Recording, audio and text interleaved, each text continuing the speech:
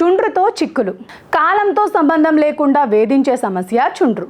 ఇది శీతాకాలంలో మరింత ఇబ్బందికి గురిచేస్తుంది. దీన్ని తగ్గించడానికి యాంటీ డాండ్రఫ్ షాంపూలు వాడితే జుట్టు పొడిబారిపోతుంది. ఇలా కాకుండా ఉండాలంటే ఈ టిప్స్ పాటించాల్సిందే.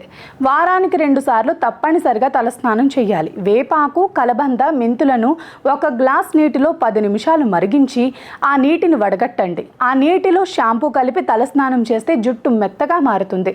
చుండ్రు బెడద తప్పుతుంది. కొబ్బరి నూనెలో టీ ట్రీ ఆయిల్ కలిపి తలకు పట్టించుకుని అరగంట తర్వాత తలస్నానం చేయాలి. తలస్నానం పూర్తయ్యాక మగ్గులో కప్పు చొప్పున నీళ్లు, యాపిల్ సైడర్ వెనిగర్ తీసుకుని ఆ మిశ్రమాన్ని తలపై పోసుకోవాలి.